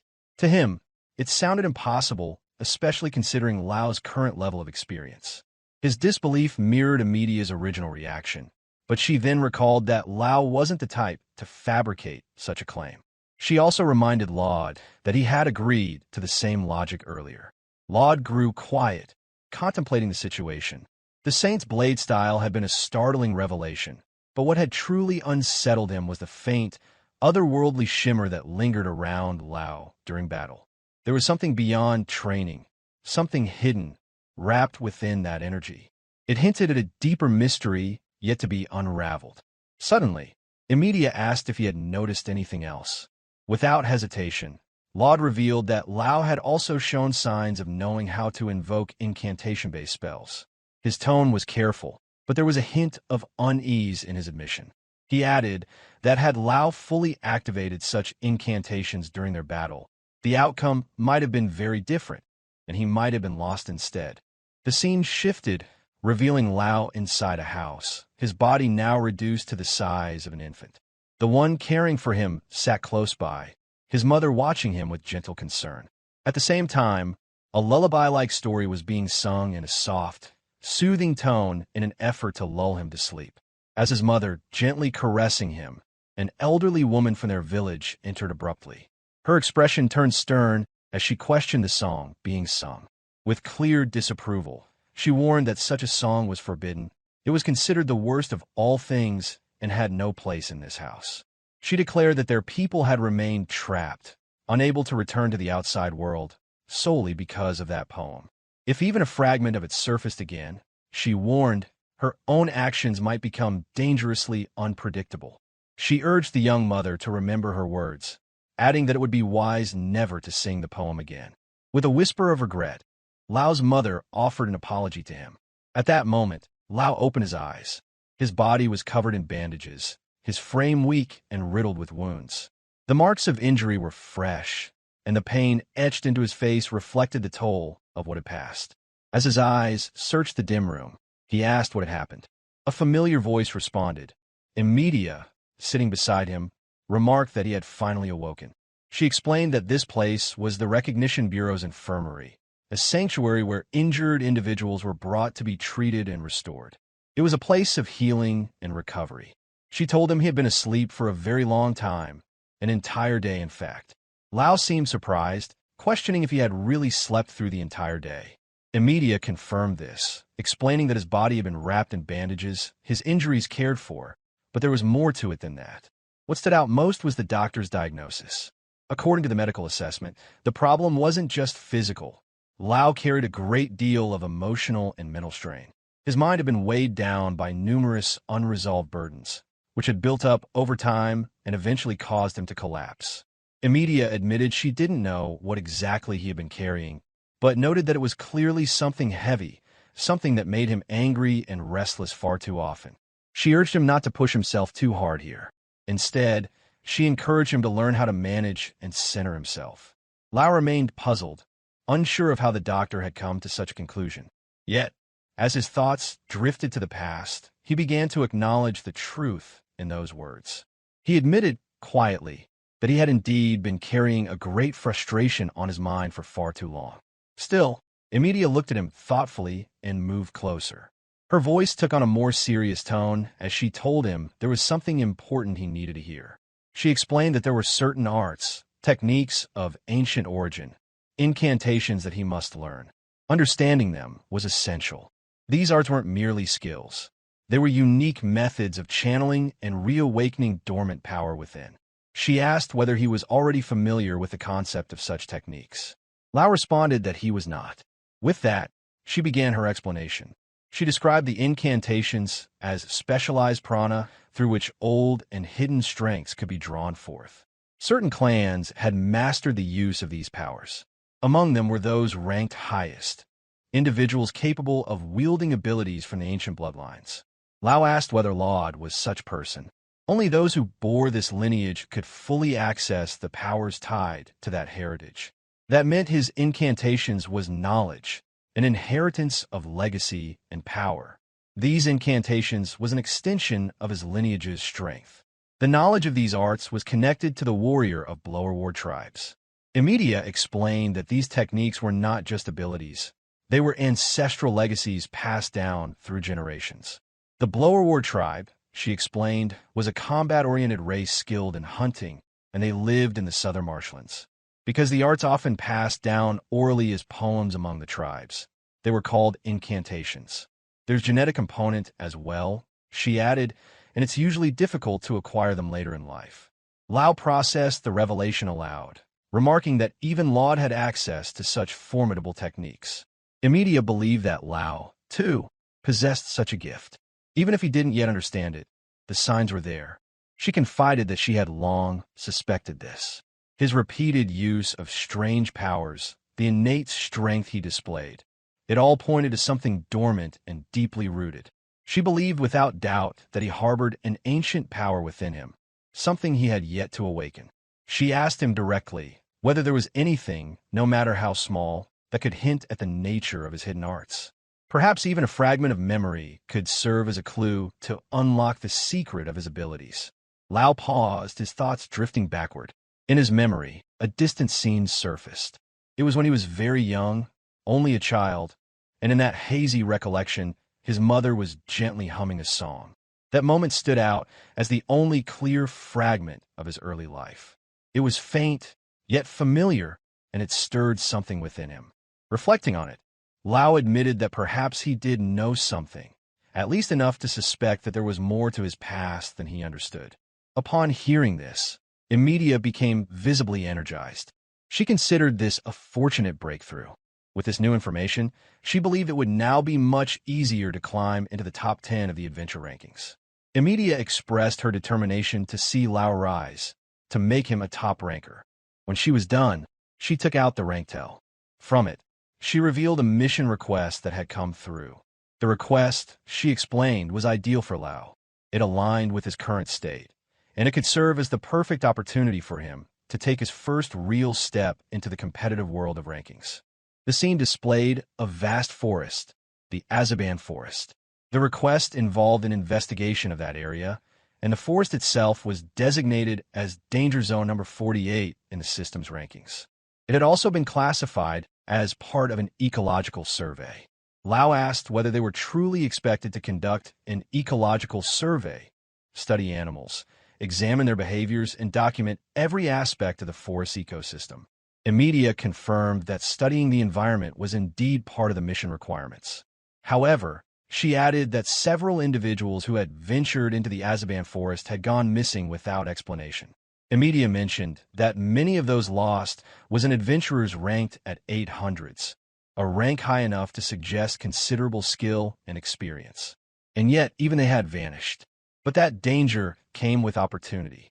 If the mystery surrounding Azaban Forest could be solved, the reward would be immense. A successful resolution would increase Lou's adventure ranking by 200 ranks, potentially more, depending on the nature of the threats uncovered. Loue stood up, moved closer to her, and made his decision. He announced that he would accept the request. He acknowledged that she had likely presented him with this opportunity because she believed he could handle it. She smiled as she said that she was sure of it. Right after, she turned to her gadget and officially accepting the request through a ranked tell. Emilia then briefed him further. Portions of the forest, and even parts of the sky above, had been designated as restricted. Certain animals were protected, and areas were labeled to prevent disruption of delicate environments. The goal was to maintain ecological balance. Because she would accompany him, many dangers would be mitigated. Still, even with her presence, caution would be essential. Loue asked what would happen if they broke the rules. Violating the rules, she explained, would lead to an immediate drop in adventure rank. The system monitored behavior carefully. Any wrongdoing, whether accidental or intentional, could damage a person's standing. Even small mistakes could trigger penalties, and if someone caused larger disruptions, their rank could plummet drastically. The penalties were proportional to the violations. With that, Emilia declared their preparations complete. The request had been accepted, and now the path was set. Turning to Loue, she told him that this marked a new beginning. From here onward, they would move forward together, partners in this task. The mission would not only test their strength, but determine their future positions in the ranks. Emilia made her intentions clear. She would help guide him to the top. With this request, she aimed to see him among the top 10 adventurers. Whatever it took, she would see it through. This marked the first true step toward rising in the adventure rankings. With determination, they would face the challenge together. Loue and his companion united in effort. A quiet smile formed on Lau's face as he accepted what lay ahead. It was faint but real, a rare moment of visible resolve. As the moment settled, the scene shifted. The view turned to the Azaban forest. Towering trees filled the plain, their beauty shadowed by an eerie stillness. The landscape was majestic, yet held a quiet menace beneath its canopy. Within the forest, a violent moment unfolded. A man held another by the neck, his grip tightening with unrelenting force. With cold conviction, the aggressor accused the man in his grasp of a grave mistake. He had seen too much. He had witnessed their operation, the very things that were never meant to be observed. Nearby, another individual questioned whether yet another life had been taken. This repeated killing of outsiders, he argued, had crossed the line. It was wrong, but the killer brushed it off. He claimed these low-ranked adventurers were nothing but a nuisance, interferences, mere obstacles to their work. He turned and walked toward a cage stationed nearby. Inside, behind its thick bars, was a creature both majestic and rare, a Yunahasauros. Gazing at it, the killer remarked that this would bring far more than just satisfaction. It would bring advancement.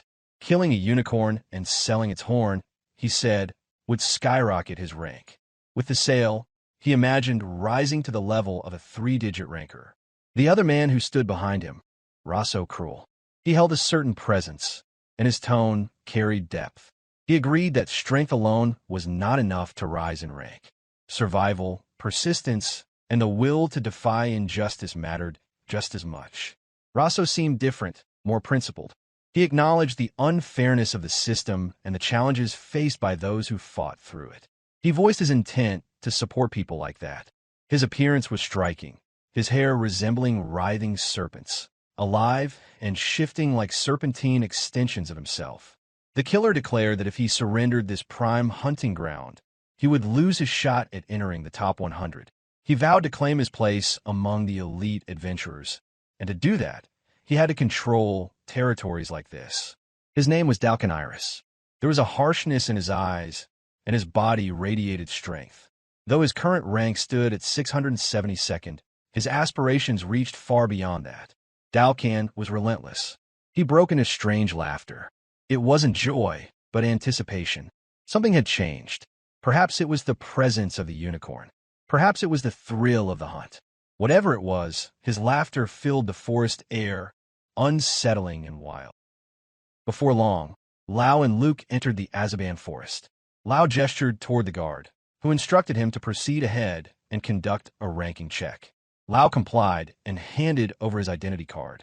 The guard confirmed that Lau's adventure ranking was 2,728th and granted him access without issue. With their entry granted, Loue expressed curiosity and asked about the total number of individuals within the adventure ranking. In response, Luke explained that the total stood at approximately 30,000 active participants, with around 20,000 still engaged in exploration. She described that the environment beyond was a hell's cape, dangerous and unforgiving. She emphasized that the adventurer ranking held unique significance, standing apart from other classifications. The nature of its hierarchy was particularly intense. Loue sought further clarity, prompting her to elaborate. Luke explained that when an adventurer entered the 4-digit ranks within the adventurer ranking, their presence began to rival even those in the highest 3-digit positions in other categories. Rank did not always correspond directly to power. A 3-digit adventurer ranker could easily overpower a 2-digit ranker from another category.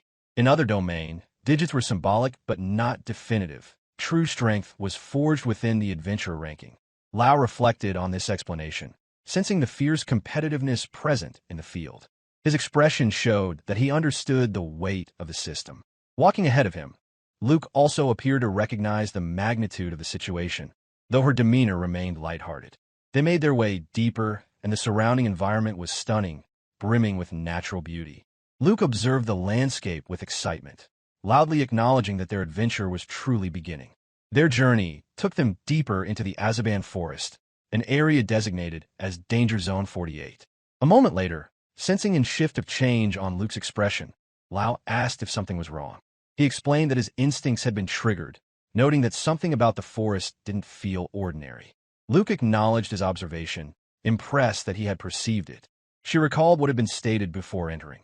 Only a true adventurer, one with refined instincts and experience, could detect such irregularities. Even the terrain, though seemingly unremarkable, could harbor threats. She explained that ordinary people would have no way of knowing, let alone understanding, the danger. This, she emphasized, was the reason the danger zone ranking existed.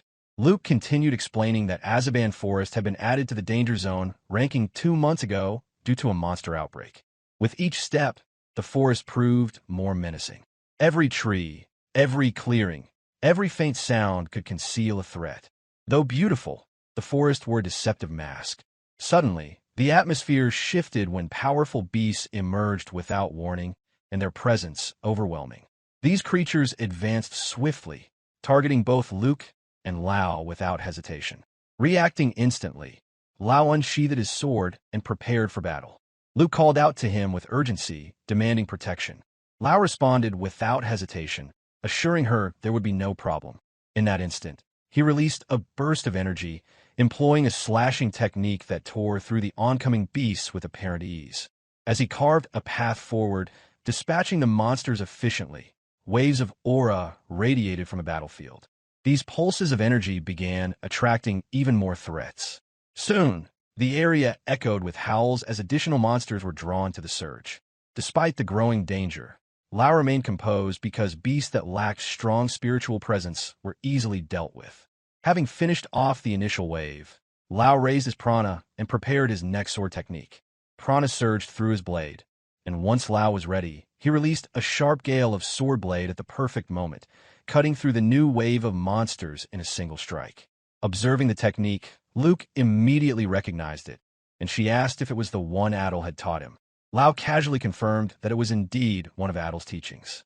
He admitted that Adol had passed down many powerful techniques to him, though he couldn't use all of them yet. Still, with the increasing threat, he declared it might be time to use the second technique. This decision came in response to a particularly dangerous beast approaching. The Brad Orc, a monster ranked 126th in the danger level charts. Its mere presence shifted the atmosphere, and its guttural growl made it clear it wouldn't fall to ordinary means. Loue stood firm, resolving to use his full strength. Gathering his energy, he invoked the mid-path lotus flower. It demanded far greater strength and concentration to control his prana. At a glance, it appeared Loue had released a consecutive sword aura gale made entirely of pure prana, striking in a cross shape directly at the center of the massive orc. However, the attack failed. Instead of cutting down the monster, the energy dispersed harmlessly. Loue and Luke stared in disbelief. Neither could understand why the technique had failed, especially after such a dramatic buildup of power. The creature responded with aggression, charging forward with its hand extended, hostile and feral. With no time to reflect, both Loue and Luke turned and ran. Despite the failure, Loue remained composed, acknowledging aloud that the technique had ended in failure after all. Barely keeping pace, Luke berated him, accusing him of failing to protect his companion despite claiming to be a ranker. Their desperate flight brought them to a steep, jagged cliff. Luke cried out at the sight of the drop, unsure of what to do. Lau's response was immediate and without hesitation. He declared they would jump. Before Luke could protest, Loue grabbed her by the waist and leapt from the edge. The drop was massive, and the landscape far below was shrouded in fog and rock.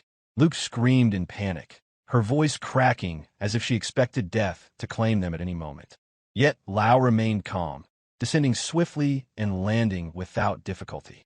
Upon touching down, he released Luke, who remained frozen, her face pale, expression hollow, as though her spirit had left her body. Loue mentioned casually that they had survived, prompting Luke to erupt in anger, demanding to know what that even meant. The implication that survival had been uncertain shocked her, and she confronted Loue, insisting that the decision to jump had been reckless. Loue offered a sheepish apology. It was something he had developed during training under Adol, a habit formed from surviving countless near-death experiences.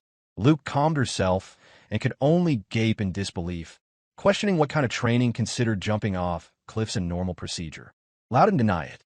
Instead, he stood silently, observing the terrain with fascination. His eyes scanned the area with meticulous curiosity. Beside him, Luke watched attentively. They had entered a designated survey zone marked with an exceptionally high danger ranking. And yet, this was precisely the area their ecological survey had targeted. For them, it was a stroke of luck to have made it this far. From her understanding of the forest report, Luke explained that 80% of the survey had already been completed. However, 20% of the area remained unexplored and still held unknowns. Among the anomalies observed, she noted the strange and erratic behavior of several nearby beasts. Something about the way they moved seemed unnatural. Despite the forest's ecological richness, there was an underlying sense of unease. The balance of the ecosystem appeared fragile, unsteady, as if disturbed. Amid these observations, Luke turned to Loue and asked if something was wrong. Loue had become completely absorbed in the environment around him. His gaze lingered on the diversity of plant life and animal forms, filled with awe. The world before him felt raw and unfamiliar.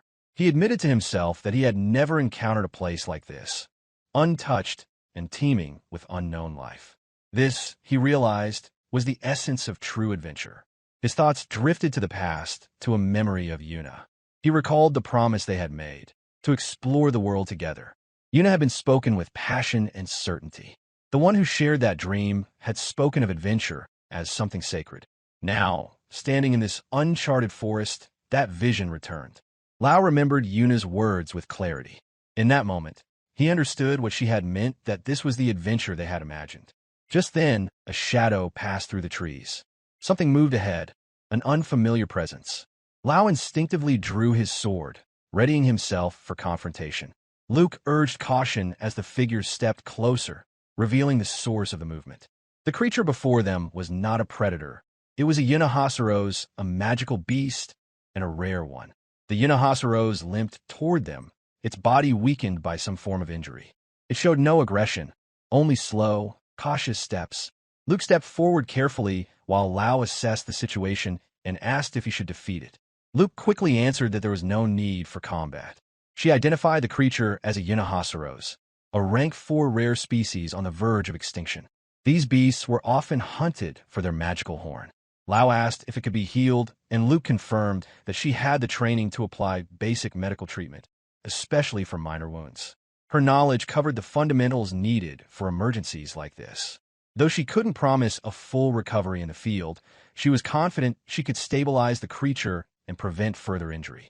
She suggested setting up a base camp nearby to treat it overnight. Loue agreed without hesitation. As Luke began tending to the Yunahasaros, she reminded him of their true mission. Their task was not only to catalog life, but to protect it. Conservation was just as important as observation in an ecological survey. As night fell, the temporary camp came alive with quiet activity. The Yunahasaros lay beside Luke, its breathing slow but steady. Under her care, it seemed to relax. Near the edge of camp, Loue stood silently, practicing his swordsmanship. He repeated the incantation of a technique, Middle Lotus. The phrase echoed in his mind, a remnant of a familiar series of cross-impact techniques. With a sharp motion, he hurled a slash forward. The energy arced through the air and struck a tree right in front of him. Yet the impact was weak, leaving only a shallow mark. Frustration crept across Lau's face since the attack lacked power, and he knew his strength was still insufficient. He collapsed to the ground beside his blade and stared up at the canopy. Stars shimmered through the leaves, distant, cold, and unyielding. Despite the serene night, one bitter thought echoed in his mind, an understanding that he was still far from strong enough. Lau's thoughts drifted back to his battle with Laud. The violent flashes, the crushing pressure, and the narrow margin that had separated victory from defeat. The incantation used against him had been brutally effective, and one misstep, one moment of hesitation, the outcome could have been fatal.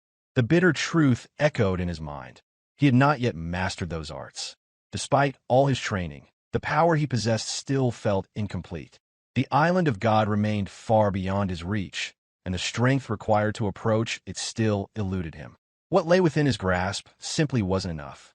Luke's voice echoed in his mind, firm, resolute, speaking of Laud. Strength had followed that technique, undeniable and absolute. She had declared, without doubt, that Loue could pursue that same strength. In that quiet moment of revelation, Loue steadied himself. He sat down beneath a large tree, legs crossed, and began cultivating his energy. He focused inward, searching for the same source of strength he had witnessed in Laud. The night faded quickly into morning, and the sun's light beamed gently through the tree line. A voice broke the hush of the forest, prompting Loue to wake up. He immediately stood up and asked if something was wrong. Luke stood nearby, revealing that the injured beast, now recovering, had begun to stir with signs of agitation. The Yunahasaros shifted restlessly, its eyes glowing with unease. A soft growl escaped it, a sound heavy with warning.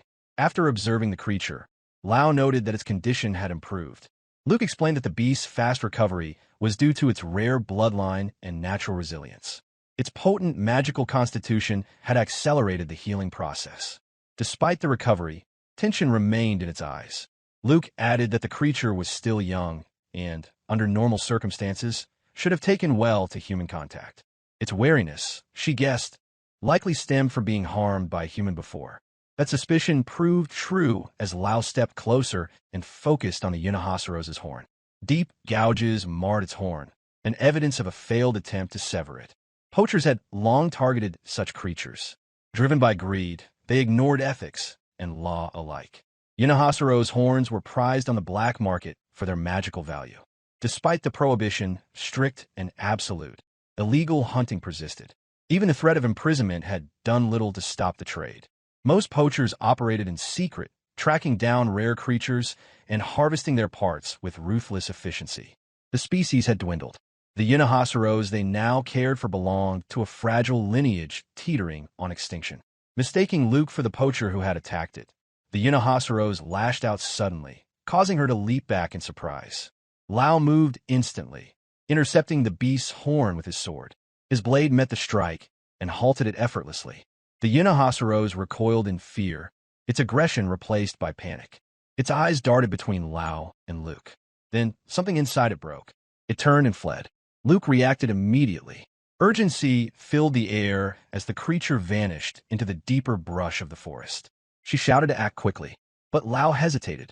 From his perspective, the Yunahasaros appeared fine. Loue disagreed, explaining that the creature was still healing, and if left alone, it could be caught again. Though its wounds had closed, they hadn't fully healed, and any encounter with a predator could prove fatal. She reminded Loue of their original mission, an ecological survey not only meant to observe but to protect. Their responsibility extended to every rare life form they encountered. This young, frightened Yunahasaros needed their help. Without delay, Loue accepted the task. He gathered his gear and prepared to pursue the fleeing creature. As he departed, Loue offered a warning that the forest was not safe. Rumors of poachers had long surrounded the region, their movements hidden behind the thick terrain. Loue paused for a moment, contemplating the risks. What if he encountered the poachers? What if he were ambushed? He asked if defeating them would raise his rank. Loue replied that it would depend on the strength of the opponent, but yes, it was possible. Motivated by the challenge, Loue advanced through the trees at speed. He reaffirmed his intent. If he encountered poachers, he would defeat as many as he could. His pace quickened. His steps were light and swift, despite the dropping visibility. Though the forest blurred past him, his determination sharpened. Loue believed that if he moved fast enough, he could still catch the Yunahasaros. Just then, a sharp was cut through the air as an arrow zipped toward him, its trajectory low and aimed at his leg. Lau's reflexes responded before thought could. In one fluid motion, he dodged the projectile, shifting his stance as the threat revealed itself. A swordsman emerged from behind, his tone laced with menace.